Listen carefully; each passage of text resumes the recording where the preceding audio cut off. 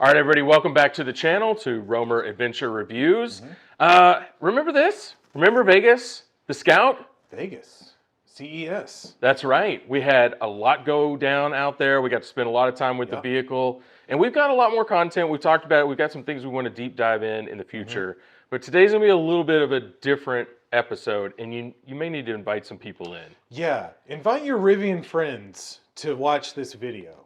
Because we need to have a conversation about Rivian. Rivian fans, of which there are many, we're Rivian fans. Big time Rivian fans. Okay? I may have one in the driveway in a couple of months. Maybe. You've owned one before. You might own another one pretty soon. We love Rivian. Rivian fans have kind of scoffed at the Scout a little bit. They have. And the fact that, 80%-ish of the reservation holders have opted for the Harvester. And, it really bothers them. It bothers them. They're like, no, just dive all in with the EVs. Don't be so afraid of the technology and all this stuff. Just ignoring, the use case of, I don't know, like 80% of Americans, let's say. That seems to be a good proxy for how people feel about it. And so, we just kind of got to thinking, wouldn't it be funny if Rivian was working on a range extender of their own? What? No. No. Hang on. I think we better back up a little bit. Yeah. Let's do that. Let's do that. Okay. Yeah. Let's go back a couple of months and let's recall that Rivian comes out and they get a ton of money, a cash infusion from Volkswagen Group. Okay. Billions of dollars. I think the original amount was like $5 billion. Yeah. All right. To develop a future EV electrical architecture.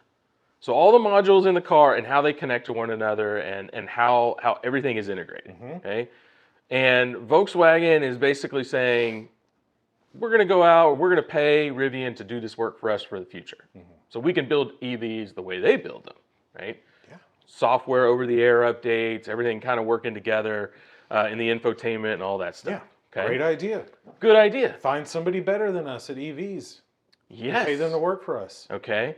And at first, even Wall Street was like, oh, this seems very desperate, whatever. And then it turns out that Volkswagen throws a little bit more money on the table, and that these two companies form a joint venture to go do this.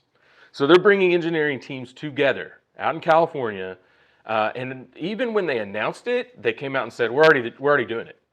Okay, we're announcing it today, but it's happening. We now have an official legal entity. We already have teams embedded together. And that was the first light bulb that came on, I think, for us, was going, this thing's a little further along than anybody was admitting up to this point. There's more to the story. Yeah. And so was the next light bulb when we were at CES in the Scout booth and like the Rivian engineers walked by and everybody at Scout was like, hold on a second, let me go high five my buddy. Dap these guys up and like, it's got the wheels turning. So and by the way, we'll have more thoughts about Scout coming out soon, so make sure you're subscribing to the channel and everything. Got more thoughts from that trip. But that was a very interesting sight for us. Seeing them interact with the Rivian guys, and we were just kind of like, huh. Yeah. And so the topic of Harvester, okay? So we were having conversations about Harvester with the team out there, and it became very clear that Scout already had Harvester models in development, in a rolling chassis. Yeah. Test mules. They are active.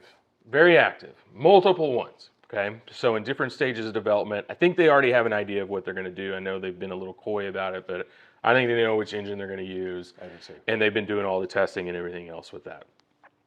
What we have since learned in a couple of other conversations and online sources and everything else is that one of those test mules is with Rivian.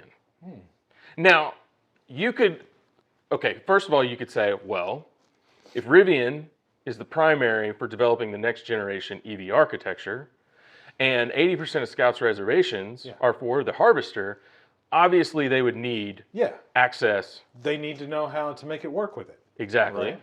Yep. Could be a very simple thing. It could be. On the flip side, Rivian could be sitting there going, 80% of Scout's reservations are for a Harvester model. And 80% of the Ram Charger reservations were, or we'll say, sorry, the split between the E-Rev and the Ram Charger or whatever, 80%. I mean, yeah. Rivian very likely is working on a range extender version for their product lineup. Now, we may be crazy. That may not be in their plans at all because they view their brand a certain way. They're obviously investing really heavily in their own adventure network. It just wouldn't shock me at all. And the stories that continue to come out about this partnership between Volkswagen, Rivian, with Scout in the middle, is that there's a lot more sharing going on than they have officially unveiled. A lot more. So, you know, they're mixing engineering teams. Volkswagen has an incredible supply chain that can be leveraged. We certainly continue to hear that Scout is going to be able to hit their price targets because of that supply chain and being able to leverage all those, you know, components from the VW library. Rivian is going to want to do the same. That's my view of it. Well, and I also think they're going to want to get something out of this relationship besides a cash infusion, right? Yeah, they're going to grow market share. This to be a two-way partnership that will allow them to tap into other revenue streams and get a benefit that way. And it just seems the most logical way. Yeah, it does. The market's really crying out for this stuff, and yeah. And if Volkswagen is smart, and they seem to be here, they're going to go all in on this partnership too, because there seems to be a lot more interest. Evidently, the phone is ringing off the hook at Rivian from other manufacturers to get their hands on this type of technology and do some sort of deal. And I'm sure Volkswagen wants to protect their investment and their exclusivity in one form or another. Rivian is the title sponsor at South by Southwest in Austin in March.